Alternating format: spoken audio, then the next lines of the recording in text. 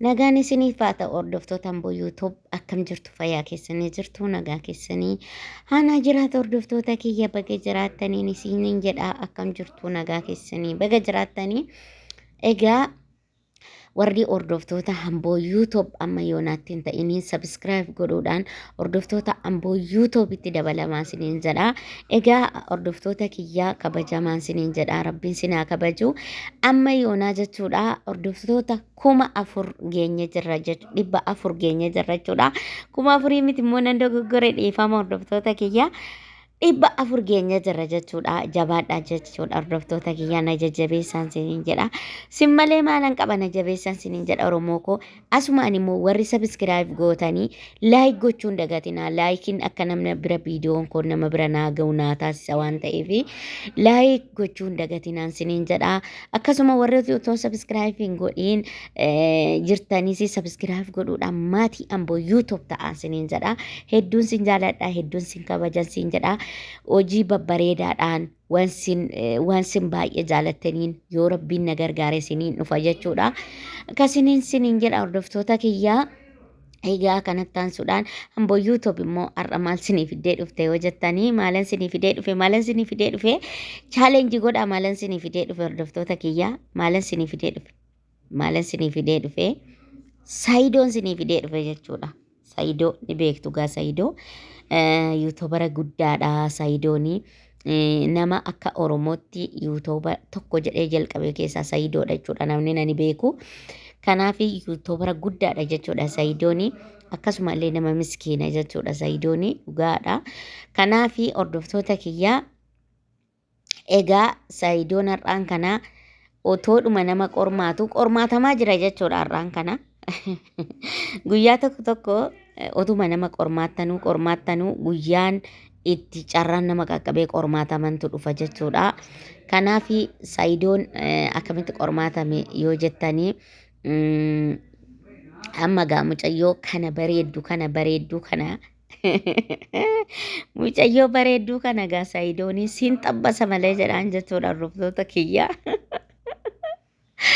Kanaaf amma gaa Imaanii maal gootee hordoftoota kiyya Imaanii mucayyoo kanaan walii galteeti akka mucayyoon kun yaada Saayidoon ishiif qabu jaalala ishiif qabu yaada ishiif qabu waan ishiif qabu keessaa fuudhi jetteen jechuudha Imaan kadhattee Saayidoo waamiti jetteen jechuudha. Saayidoo waamiti viidiyoo dhossiitii Saayidoo waamiti irratti hojjedhu jetteen jechuudha Imaan. Yaada inni qabu jaalala inni siif qabu waan inni sii ibsu si jaalatamoo sin jaalatu si fuudhuuf si barbaadamoo sin barbaadu isa kana hunda isaa jetteen jechuudha Imaan. Isa kana hunda irraa naa waraabi viidiyoo inni kanaan dura waan argina asofsiisee narraa waraabee sooshaal miidiyaa irratti gallakkisee jira. Anis immoo YouTube masaarrattan gadhiisaa fiiti naa waraabii jettan jechuudha hordoftoota kiyya. Mucayyoonis Imaaniin kadhattee jennaan Imaaniin kabajjee Saayidoon waan inni baasu jaalala akkamii mucayyoo kanaa akka qabu kabaja akkamii mucayyoo kanaa akka qabu jaalala keessa fuuraa jira gaa Saayidoon keenya. Warri dhiirotaa asumaan dhiifama naa godhaa. Dubartii hundayyuu na argitan akkanumatti fuurtu moo akkami? Egaa hordoftoonni Amboo YouTube dhiironni gaan dhabamtan jedhee yaada. Dhiifama naa godhaa asumaanii. Ani dhiirota qeequufi miti dhiifama naa godhaa. Akkanumatti fuurtu isin hunduu innaa dhalaa babbareeda argitanii dhalaa jaartii keessan caaltu tokko dubartii jaartii keessan caaltu tokko innaa argitanii akkanumatti akka Saayidoo kanatti lubbuu dhabdu akkam Saayidoo kanatti waan jettan sin harkaa bada. በነገራችን ላይ dhiironni jedhanii dubbadhu nan dubbadha. Kanaaf dhiironni jechuudha akkanatti nu miidhinaa siniin jenna. Nama kana fuula laaltanii dhaaba bareedaa isaa laaltanii sheebbii bareedaa isaa laaltanii dubartoota keessan haadha ilmoo keessanii haa taatu jaalallee keessan baay'ee sin jaalattu haa taatu hin miidhinaan siniin jedha.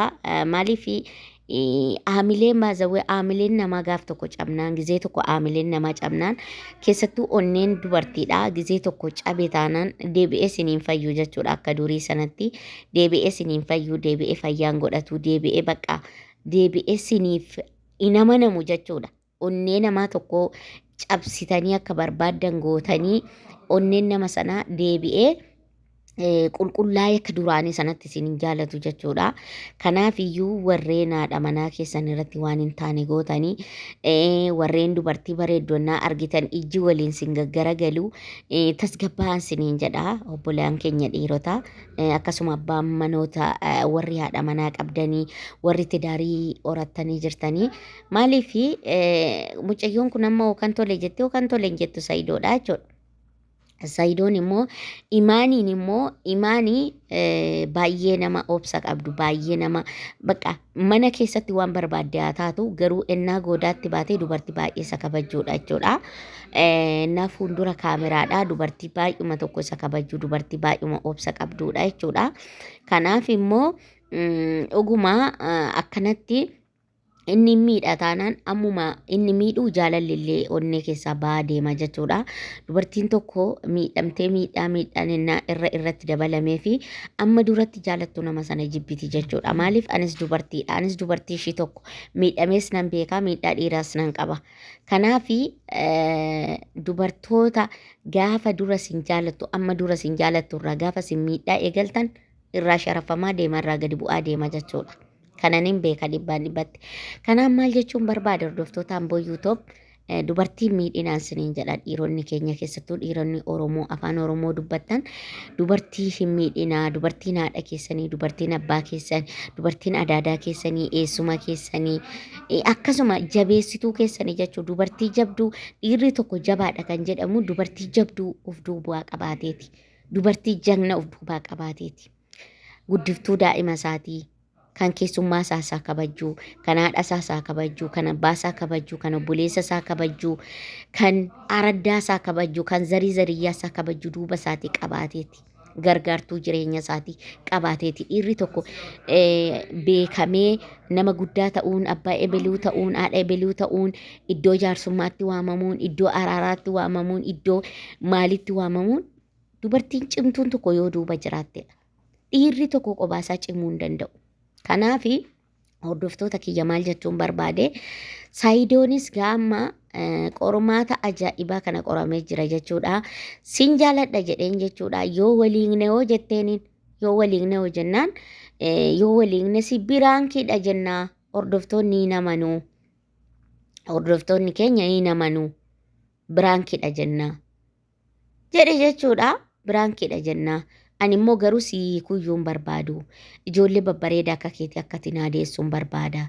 Ijoollee babbareedduu akka tinaadeessuun barbaada. Ani si kuyyuu hin fedhu jedheen jechuudha. Amma akkas jedheen jechuudha. Hordoftoota kiyya akkas jedheeni Saidoon akkas jedheen jechuudha mucayyoodhaan. Mucayyoonis tole jetteen jechuudha. Tole rakkoon qabu bakka jetteeni hordoftoonni waanuma nuti jenne oloo jenne jedhe oloo jenne. Ol jedhu gadoon nuti jenne gadi jedhu hordoftoonni jedhe jechuudha.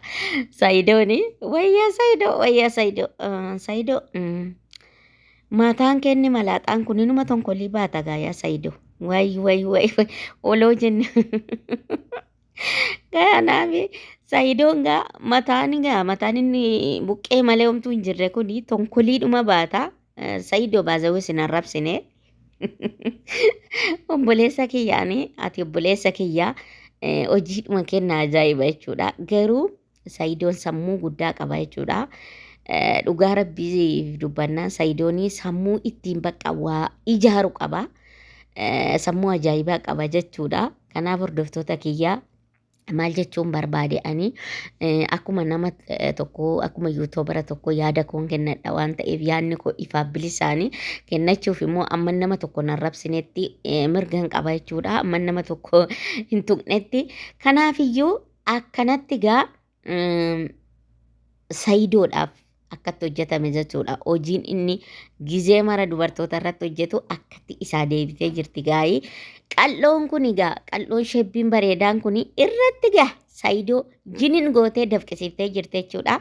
Dhiironni akka Saidoo kanatti biraankii taatanii dafqitanii beektan asumaan koomentii barreessuun dagatina muudannoo keessanii yuutuuba koo jalatti naa barreessaa jechuudha siniin jedha elagaa amma saayidoo akkanatti jechuudha goonni goota caaltu dubartii gootittiin kuni saayidoo dafqa irra kuttee jirti gaa dafqisiiftee jirti jechuudha egaa waan ati nyaattu sii fidaa waan ati dhugdu sii fidaa ishiin jettee jennaan homaa rakkoon qabu jedheen jechuudha waan ana nyaadhu waan ana dhugu naan fidinii ani omaan barbaadu ani omaan fedhu bakka Mr. Qalloo jedhe Mr. Qalloo koo sin fedhaa Mr. Sheeb jedheeniin jechuudha sheebamtuu koo bareedduu koo si maleen fedhu jedhe jechuudha Saayidooni akka malee kunooti gaa dhufee gaa xaxaragataa jira akkanatti gaa of xaxaragaa jira jechuudha mooluusaa xaxaragataa jira egaa amma akka malee ta'aa jira jechuudha akka malee ta'aa jira kunoo mataa huqqataa ragaa duuba laalee mataa huqqataa jira hordoftoota kiyya intaloonis gaa carqii wixxir godheetuma akka malee sakaalu kana kaawwattee amma gaa Saayidoo ishee bira dhadhaabataa jirti jechuudha akkanatti Saayidoo ishee bira dhadhaabataa jirti Saayidoon gaa koottu jedheen jechuudha koottu na bira taa'u qabda jedheeni koottu na bira taa'i malee jedheen jechuudha koottu na bira taa'i malee teenyu malee gaa muuza gaa nyaachuutti jedhe gaa Saayidoon keenya Saayidoo gaa muuzan baay'isin obboleessa kiyya muuzan baay'isiniin siin jedha kunooti gaa